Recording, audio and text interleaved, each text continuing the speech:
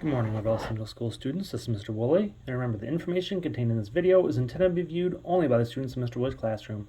By watching the video, you will agree that you will not record or share the video with anyone who's not a student in Mr. Woolley's classroom. Alright, so what we're going to do here is we're going to take a look at just finding the area of some two-dimensional figures. Squares, rectangles, triangles, parallelograms, and trapezoids. And these type of basic shapes will be essential for working with surface area of three-dimensional objects and volume of three-dimensional objects over the next few days and lessons. Alright, so squares. Squares are pretty easy to work with. So if I find the area of a square, remember squares have all four sides the same. They're made up of four right angles. So 11 times 11 gives you 121 square meters. Rectangles are kind of similar. Rectangles have length times width, base times height, whatever you want to refer to them as. You multiply the two different sides of the rectangle, and you get 80 times 20 in this case, 1,600 square centimeters. Now triangles are something that kids usually find kind of tricky. Once they remember how to do it, then they're pretty solid with them. But otherwise, triangles are a little different. You need to take base times height divided by 2. So take your base of 10 and your height of 8. The base and the height are determined by a 90-degree angle somewhere in the triangle. So in here I have the base and my height. This is a right triangle because one of the angles is a right angle. So I take 8 times 10 and divide by 2. So I get 80 divided by 2, which is 40 square inches. Now sometimes, as you see in number 4 here, you're not dealing with a right triangle. So what you have is this little dotted line that forms a right triangle with the base, and this is referred to as the altitude, which is your height.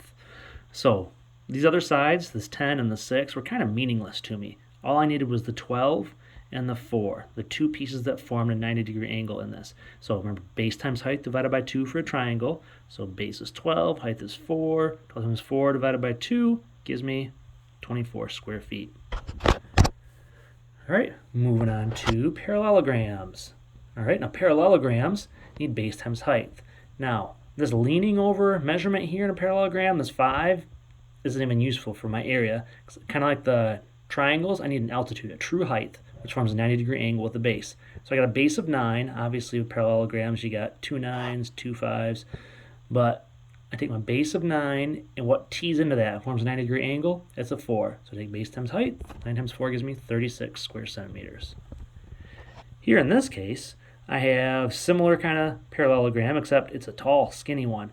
I have 11s on each side. I got 3s on each side. But what I have is an altitude going from the top of the shape to the bottom of the shape. This 10 is what I'm really looking at. So if, let's see, the 10 forms a 90-degree angle with the 3 on the bottom here. So 3 times 10 gives me a 30. So in this case, the 11s didn't really mean anything for my area. I needed that true altitude, true height, which is the 10 times the base of 3. Now trapezoids, these are new to you guys a little bit.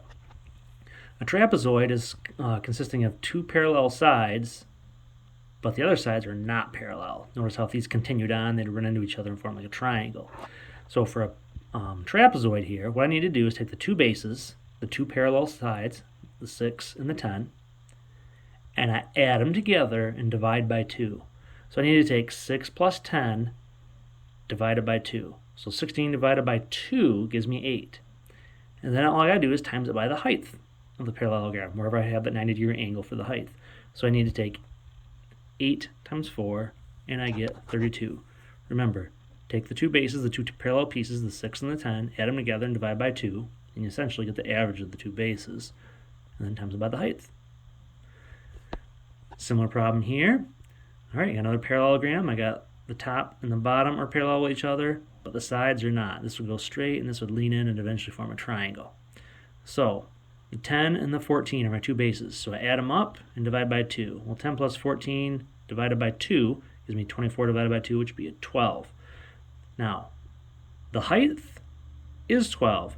So after I take that 24 divided by 2, which gives me a 12, I can take 12 times the height, which is 12, and get 144.